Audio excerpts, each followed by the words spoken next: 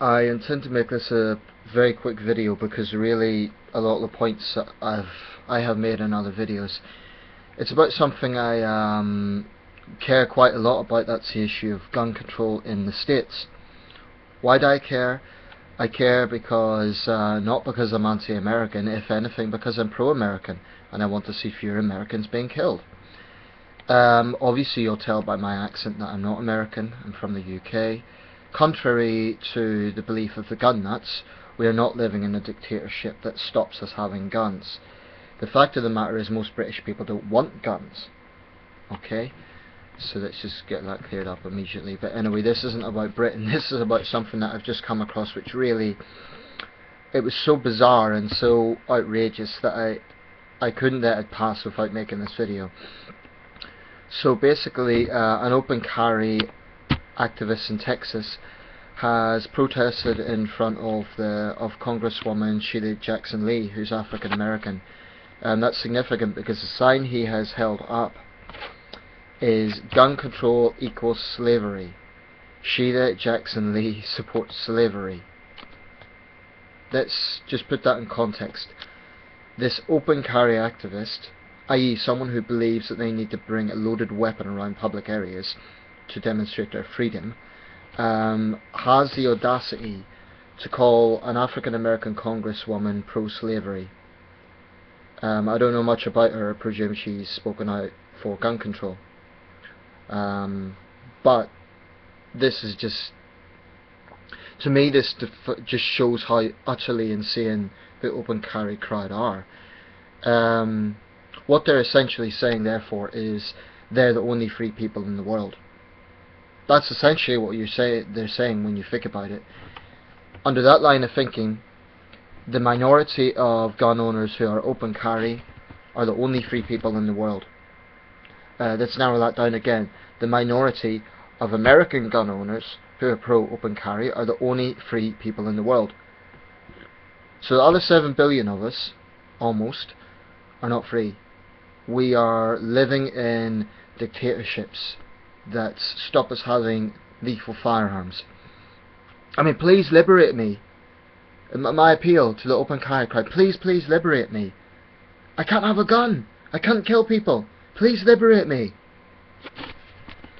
But all joking aside, there's obviously a serious point to this, and that is that these fanatics, and I'm sorry, but I'm not going to use polite language for this, really are unhinged. These are people that's, well, I'll put it another way.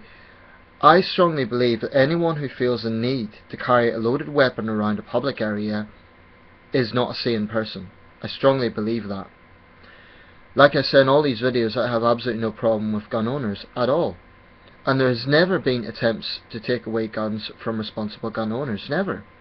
I can't find a single piece of legislation that demands that responsible gun owners hand over the guns. I've never seen that. What the open carry crowd want is to terrorise the rest of America. As far as I'm concerned, they're just thugs. And they hide behind their guns, and they use words like dictatorship and slavery, and it's odious. But that just demonstrates just how unhinged these people are. I'll put a link to it so you can see. But really, this is just phenomenal.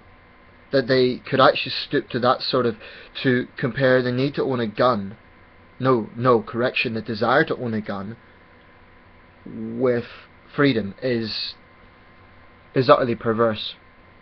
And I think it's typical, frankly, of the gun lobby, of the extreme element of the gun lobby, I should say. But it's just tragic that these people are so vocal and so boisterous and so active. I mean, the fact they're big men, and it is mostly men, although there's some women as well. They think it makes them brave, they think it makes them great patriots. But basically, they're like all bullies. They are trying to intimidate other people through threats of violence, through thuggish behaviour. And the whole NRA logic of good guy with a gun has been flawed on so many occasions, because each of these open carry people would claim that they're a good guy with a gun. But there's absolutely no way to tell the difference between them and a guy who's going to commit a spree shooting. There's no difference whatsoever.